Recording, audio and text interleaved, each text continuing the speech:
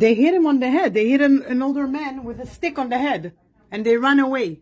And nobody does anything, as you can see, except for Dan. That's what it sounded like when Liat Lev Ary watched in horror from her office window in Montreal last week while a Jewish man carrying an Israeli flag was being attacked by two men in broad daylight on a sidewalk right across the street. The Montreal notary began filming it on her phone, while her husband, Dan Goldstein, leapt into action, dashed out of their law office, ran downstairs to the street, and yelled at the top of his lungs, and then he chased the attackers, but by this point, they'd started running away. In the aftermath, they gave first aid to the victim, who'd been hit on the head with a stick, and waited for help to arrive. This all happened just minutes after Montreal's Jewish community had gathered in a nearby park to mark Israel's Independence Day. For the Goldsteins, who are both descendants of Holocaust survivors, the rise in anti-Israel sentiment worldwide hit home in a way they never expected. I thought it was all about the flag, but then it became clear to me that if they could kill him, they would. If they could, and what bothered me the most, other than this hate crime that was really senseless and unnecessary, is that so many people were around and nobody did anything. I'm Ellen Besner, and this is what Jewish Canada sounds like for Tuesday, May the 10th, 2022. Welcome to the CJN Daily, sponsored by Metropia. It's now been a few days since the Goldsteins witnessed the whole thing, and they're still processing what happened, since it turns out they knew the victim. He doesn't want his name used, and he declined to be interviewed on the advice of his legal team. He's okay, just very shaken up. Meanwhile, the Montreal police say they've got the Goldsteins' video, and the hate crimes unit is investigating. To date, there have been no new developments, no arrests, and they do want to hear from a good Samaritan who did intervene before Goldstein got there and tried to stop the attackers. This man, too, was beaten but left the scene shortly after. Coming up, the Goldsteins will walk us through what happened. But first, here's what's making news elsewhere in Canada right now. I'm Sharon Hampson, Sharon of Sharon, Lois and Bram, and this is what Jewish Canada sounds like. Ottawa is unveiling the mystery behind a special Torah scroll that has spent a quarter century at the library inside the Soloway Jewish Community Center.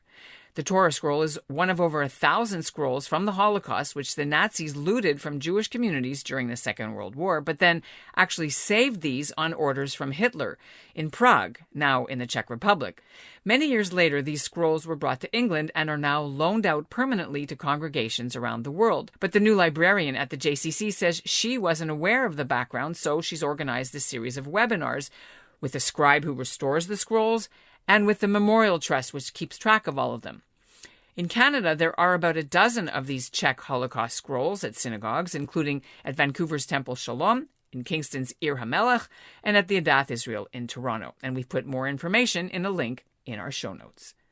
And now, please stay tuned for this important message. From award-winning journalist Marcia Lederman comes Kiss the Red Stairs, a compelling memoir of Holocaust survival, intergenerational trauma, divorce, and discovery that will guide readers through several lifetimes of monumental change. Marcia was 5 when a simple question led to a horrifying answer. She asked her mother why she didn't have any grandparents. Her mother told her the truth: the Holocaust. Decades later, her parents dead and herself a mother to a young son, Marcia begins to wonder how much history has shaped her own life. Reeling in the wake of a divorce, she craves her parents' help.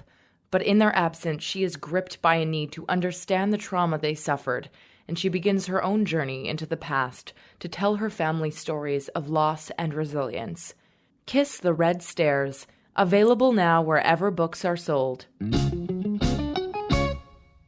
And joining me now from Montreal are Liat Lev Ary and Dan Goldstein. How have you been able to sort of deal with it in the last few days? You know, there was kind of a deluge in terms of coverage that none of us really expected when, well, at a minimum, when we saw the incident and then when we reported it or released the footage on Facebook. The frustration actually comes from a weird place, because when I sit and I review the footage and, you know, from a technical perspective, what somebody's supposed to do in a situation like that, you know, my mind knows I almost did it in a textbook way. But when I look at it, all that I'm thinking about is, oh, maybe had I done it differently, we could have had a different, better outcome. And so I remember just running, you know, bolting out the door, the elevator's there. I remember saying to myself, no, elevator's too long. take the stairs. I get to the stairs. I'm at the entrance to the building.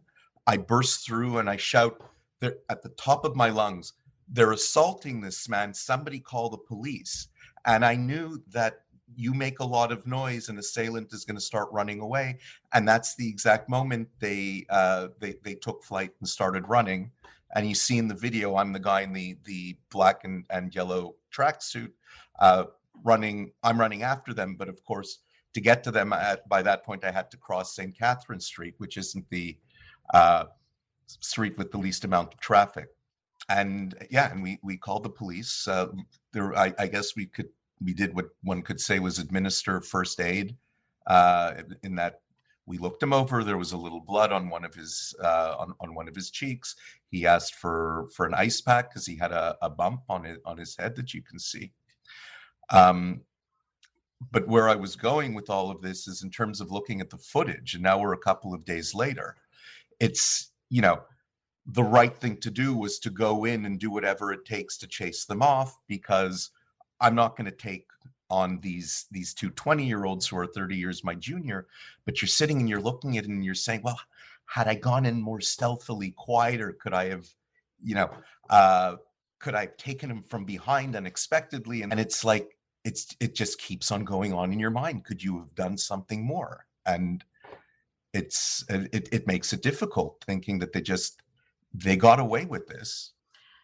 So from my perspective, I was very nervous for him to go down, but not because I did not want him to help. We, both of us, are the kind of people who jump in head first, and we get reproached for it all the time because we have 4 young children, and people say, you don't think about your children, you can do something to yourselves, and what will happen then?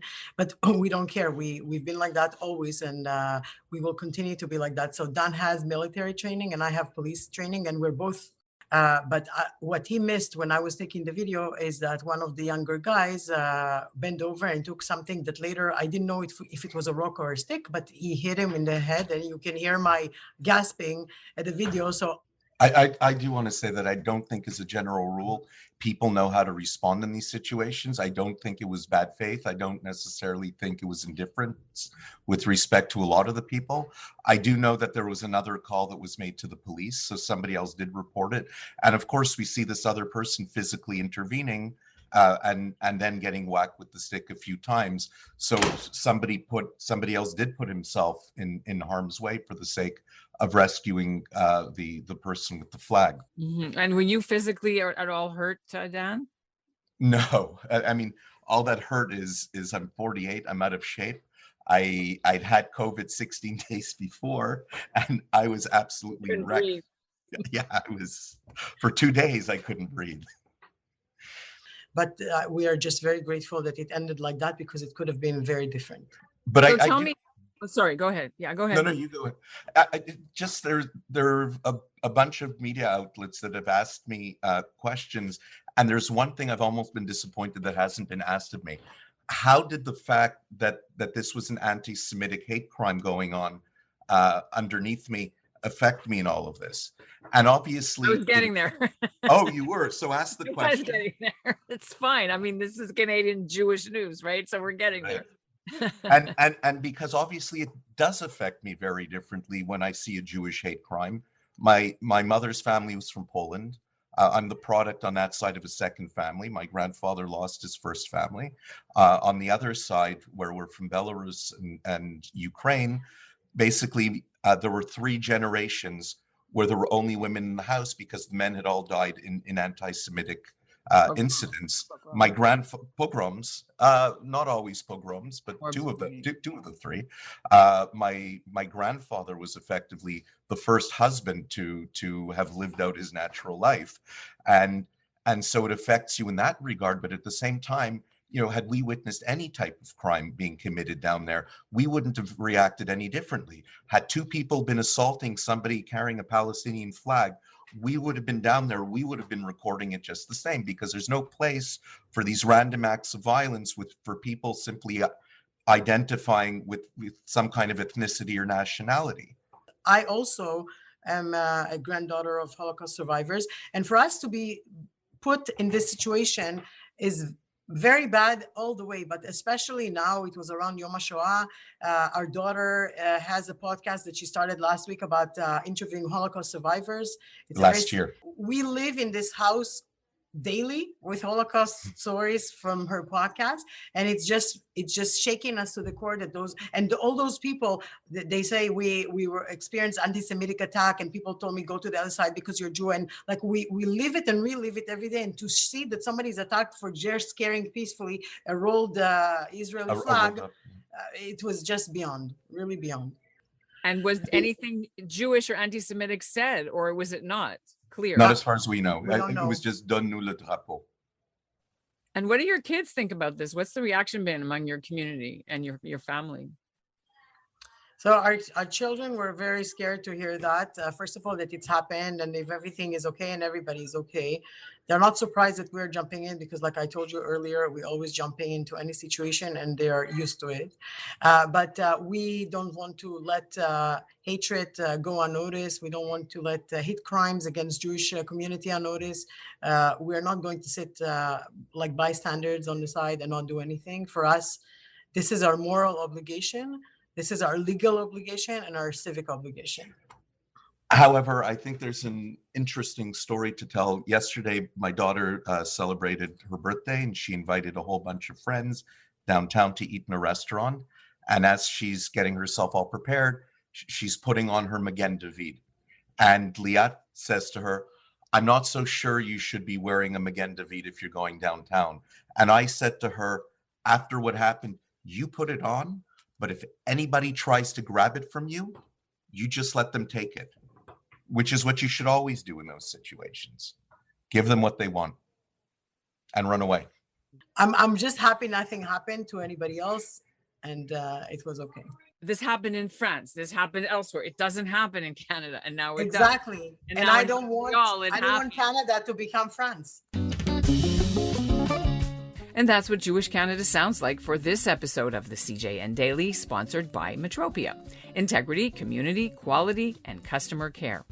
Today's listener shout-out goes to Liat and Dan Goldstein's daughter, Eliane Goldstein. It's her 14th birthday, and it also marks a full year that she's been doing a podcast interviewing Holocaust survivors. It all started as a bat mitzvah project, and now she's done 46 episodes.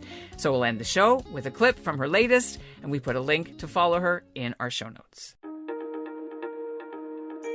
Hi, my name is Eliane Goldstein, and you're listening to The Effect on Us. When I went downstairs to play with the kids with whom I'd played all my life, all of a sudden they're calling me a dirty little Jew and to walk in the sidewalk where I belong.